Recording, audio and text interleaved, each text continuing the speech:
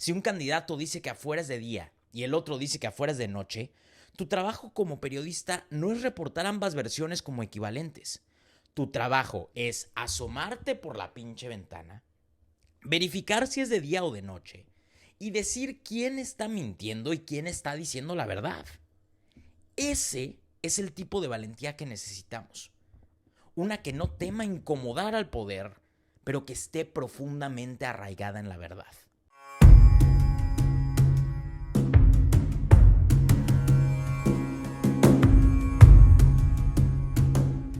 Bienvenidos a Latinocracia. Soy Rodrigo Balvanera, periodista y politólogo en Washington, D.C. Y en este espacio hablamos en español, con claridad, rigor y a veces un toque de cultura pop sobre los temas que realmente le importan a la comunidad latina en Estados Unidos y más allá. Hoy vamos a hablar de un tema crítico, cómo ciertos medios de comunicación están bajando la cabeza ante Donald Trump. No estoy hablando de los abiertamente trumpistas como Fox News, sino de aquellos que están eligiendo la autocensura o la complacencia en momentos decisivos para la democracia estadounidense. Vamos a analizar qué significa esto, por qué es preocupante y cómo se relaciona con los patrones de erosión democrática que hemos visto en países como Venezuela o Turquía. Recuerden suscribirse al podcast en la plataforma donde me estén escuchando para no perderse ningún episodio. Disfruten de su episodio número 3 de Latinocracia.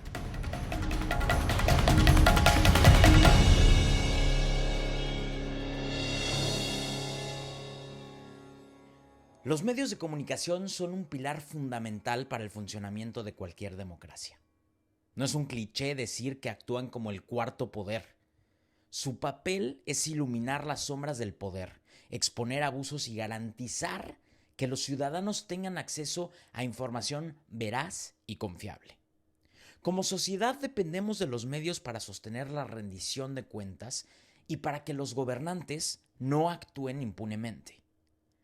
Pero, ¿qué ocurre cuando los medios no cumplen con este papel?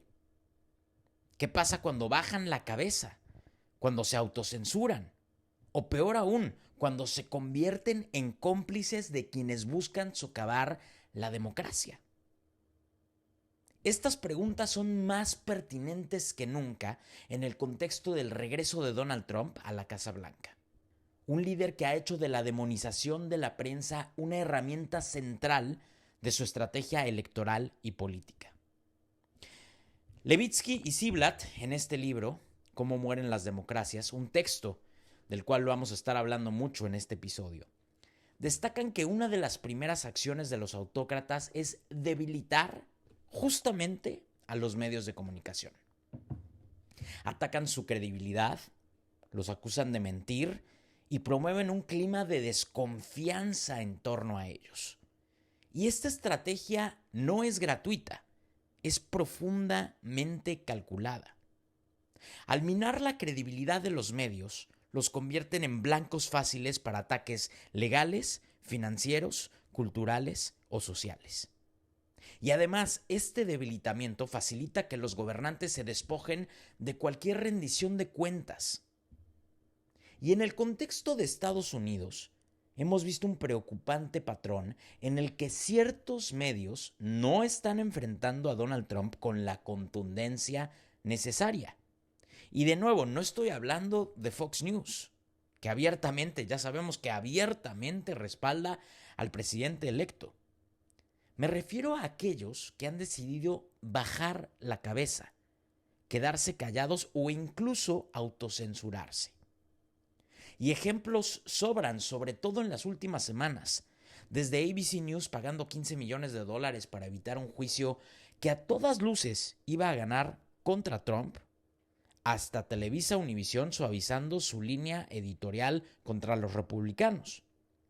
Estos no son casos aislados, son banderitas rojas que indican un debilitamiento sistemático del papel de los medios como contrapeso. Y el peligro de este comportamiento es evidente. Cada vez que un medio cede, así sea un centímetro, envía una señal al resto de los medios que desafiar al poder es demasiado riesgoso y peligroso.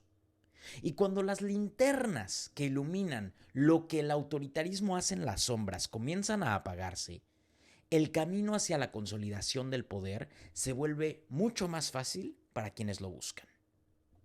Y en estas últimas semanas hemos visto varios casos de medios o de personas en los medios o de periodistas que bajan la cabeza ante Donald Trump, que le besan la mano. El caso número 1, el de ABC News. Apenas esta semana ABC News tomó una decisión que dejó perplejos a muchos, incluyéndome a mí. Pagar $15 millones para evitar ir a juicio contra Donald Trump por una demanda de difamación. ¿El motivo?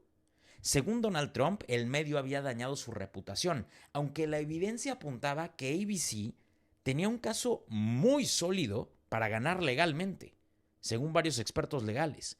Pero esta decisión, como dice el Wall Street Journal, fue menos sobre la justicia, sobre el deber ser, y más sobre evitar un conflicto costoso y desgastante con quien en unos días será la persona más poderosa del planeta.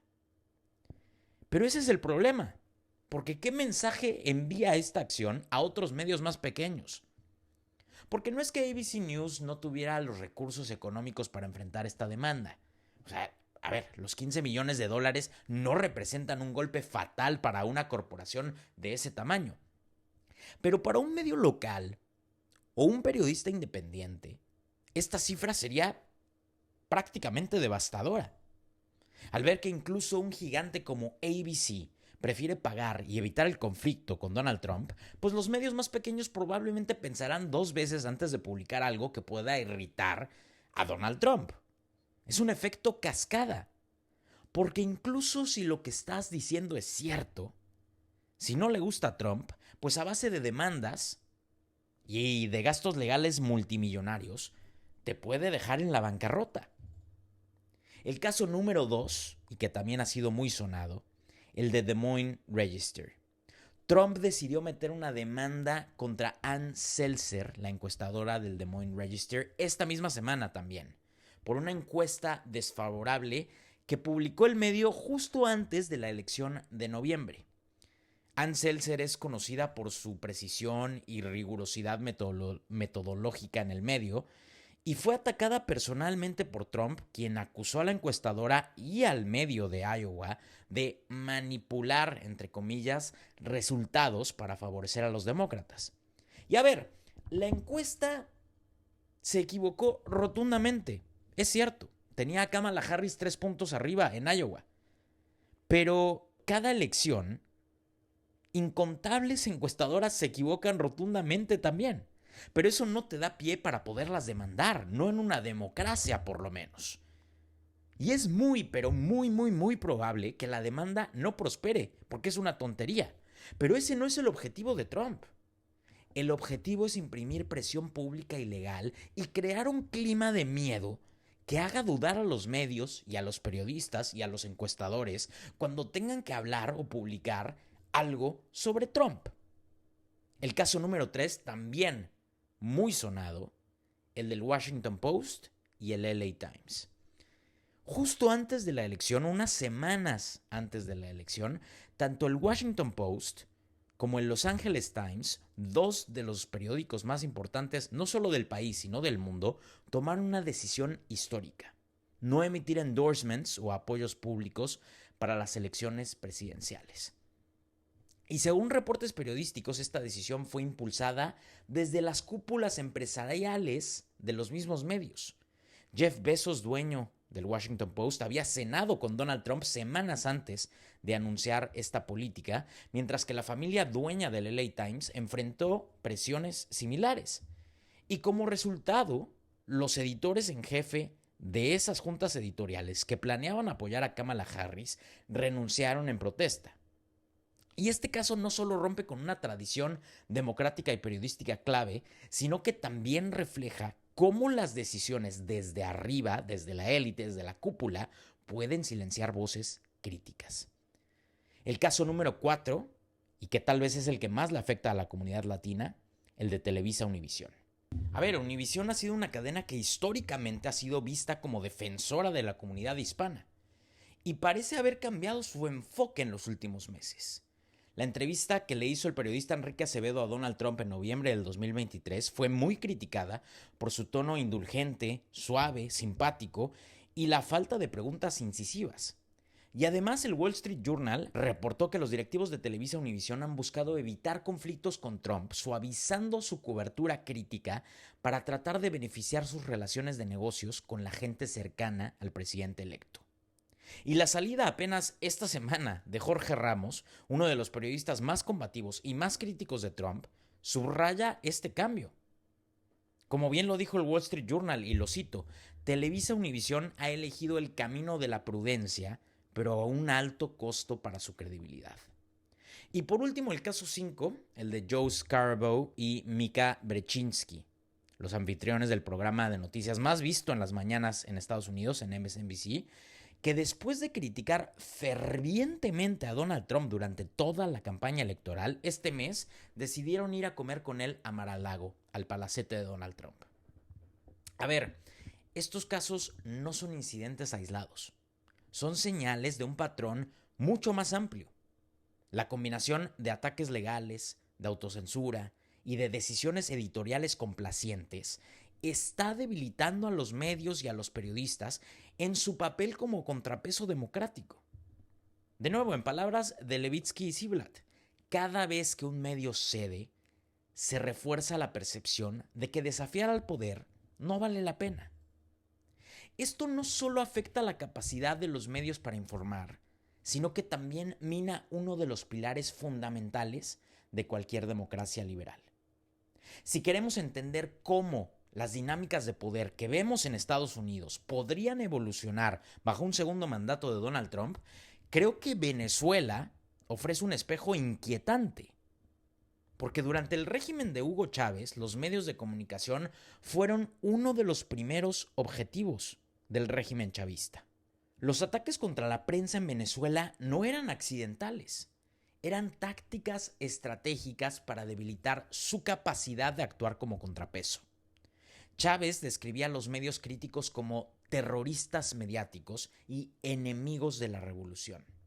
Y estas etiquetas no eran solo insultos, eran herramientas para deslegitimar y atacar a los medios que no se alineaban con su gobierno.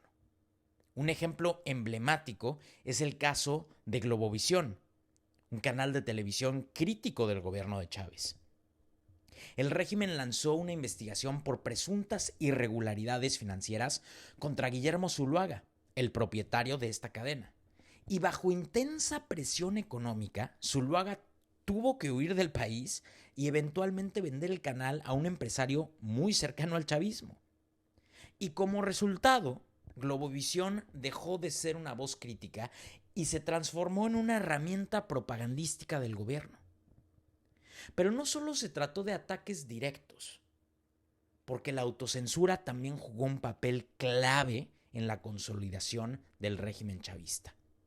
Porque otro caso destacado fue el de Venevisión, que dejó de cubrir temas políticos para evitar represalias. En lugar de noticias críticas, comenzaron a transmitir programas de entretenimiento y astrología. Y para las elecciones del 2006, Venevisión prácticamente ignoró a los candidatos de oposición, mientras daban una cobertura desproporcionada a Hugo Chávez. Y Levitsky y Ziblatt describen cómo estas tácticas no solo eliminan la competencia informativa, sino que también envían un mensaje intimidante a otros medios, que resistir al poder tiene consecuencias graves. En este sentido, los paralelos con la era de Trump son muy alarmantes desde mi punto de vista. Su constante ataque a los medios como fake news, como enemigos del pueblo, no solo busca desacreditar a los medios, sino también fomentar un clima de miedo en los medios. Y casos como el de ABC News, como el de Des Moines Register, como el del Washington Post, como el del LA Times, muestran cómo las amenazas legales se convierten en herramientas para moldear narrativas y desalentar el periodismo crítico. Y si Venezuela sirve como ejemplo, sabemos que el impacto no se limita a los medios grandes. Sabemos que los medios pequeños y locales, sin los recursos para enfrentar ataques legales y económicos, son los primeros en caer. Y en un país donde la prensa libre se silencia, el camino hacia la consolidación del poder autoritario queda prácticamente despejado. En este contexto hay muchos estudios sobre los medios y la era de Trump, pero uno de los estudios más reveladores de los que yo he leído, estudios académicos, es este que habla sobre cómo el lenguaje y la demonización de los medios emprendidos por Trump ha tenido efectos sobre la sociedad. Es un paper académico publicado en el Journal de Ciencia Política de la Universidad de Cambridge que explora cómo los discursos de las élites políticas pueden moldear las actitudes públicas y legitimar comportamientos divisivos. El estudio demuestra que en ausencia de discursos prejuiciosos por parte de las élites, los ciudadanos con prejuicios tienden a autocontrolarse, a moderarse. Sin embargo, cuando estas élites emiten discursos inflamatorios, como Donald Trump, como Hugo Chávez, como Andrés Manuel López Obrador, y particularmente cuando otros líderes los respaldan tácitamente, los ciudadanos se sienten legitimados para expresar e incluso actuar sobre sus prejuicios.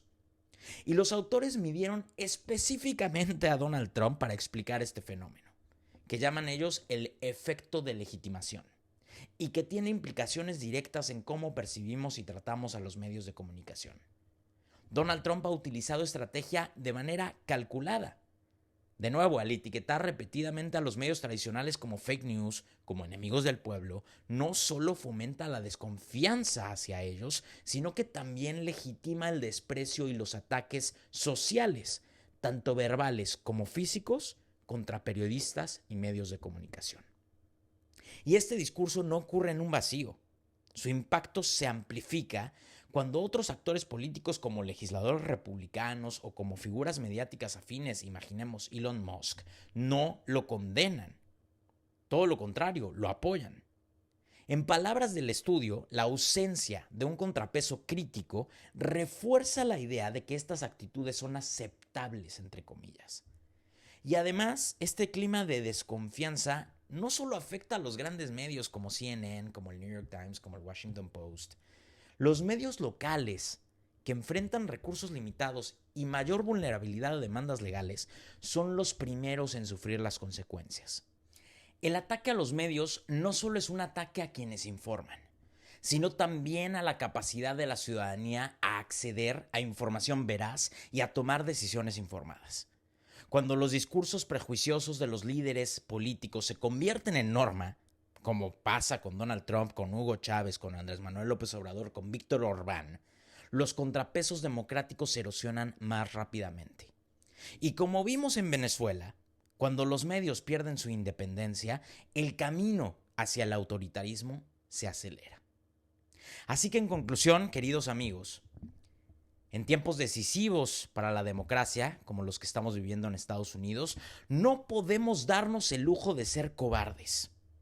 Los medios, como instituciones fundamentales de cualquier sociedad democrática, deben asumir su rol con valentía, incluso cuando las circunstancias les sean adversas. ¿Y qué significa ser valiente en este contexto? No significa ser confrontativo por el simple hecho de serlo. No significa ir a las conferencias de Trump y gritarle. Significa ser honesto ante el poder, decirle la verdad al poder. Si un candidato dice que afuera es de día y el otro dice que afuera es de noche, tu trabajo como periodista no es reportar ambas versiones como equivalentes. Tu trabajo es asomarte por la pinche ventana, verificar si es de día o de noche y decir quién está mintiendo y quién está diciendo la verdad. Ese es el tipo de valentía que necesitamos. Una que no tema incomodar al poder, pero que esté profundamente arraigada en la verdad. Lo que hemos visto recientemente, desde ABC News hasta Televisa Univisión, no es valentía, es lo contrario. Y como señalé antes, pagar $15 millones para evitar un juicio o suavizar una línea editorial puede parecer pragmático para estos medios, para estos megamedios, pero en realidad es una capitulación que envía un mensaje peligroso, que el costo de enfrentar al poder es demasiado alto. Y esto crea un efecto dominó que termina afectando no solo a las grandes corporaciones mediáticas, sino también a los periodistas y medios más pequeños, que simplemente no tienen los recursos para resistir a ese poder. Y aquí es donde está el verdadero riesgo. Cuando los medios bajan la cabeza, cuando le besan la mano al poder, cuando se hincan ante el poder, no solo pierden credibilidad, también socavan su capacidad de actuar como contrapeso democrático. En palabras de Levitsky y Ziblatt, cada vez que un medio cede, se refuerza la percepción de que desafiar al poder no vale la pena. Este no solo es un problema de los medios, es un problema de todos nosotros, porque una sociedad sin periodismo independiente es una sociedad que camina peligrosamente hacia la oscuridad del autoritarismo. Así que en estos tiempos, la valentía no es opcional, es una obligación. No podemos permitir que las linternas que iluminan las sombras del poder se apaguen. Rosario Castellanos escribió: "No se nace valiente, se llega a serlo". Y en esta era de desafíos democráticos, debemos ser valientes o aceptar las consecuencias de nuestra cobardía.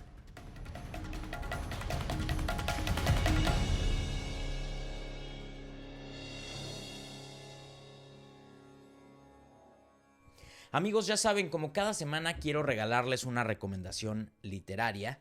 No siempre estará relacionada con el tema central del episodio, pero será un libro o texto que me haya marcado y que siento la necesidad de compartir con ustedes. Esta vez quiero recomendarles el libro que cité múltiples veces en este episodio, Cómo mueren las democracias, de Steven Levitsky y Daniel Ziblatt.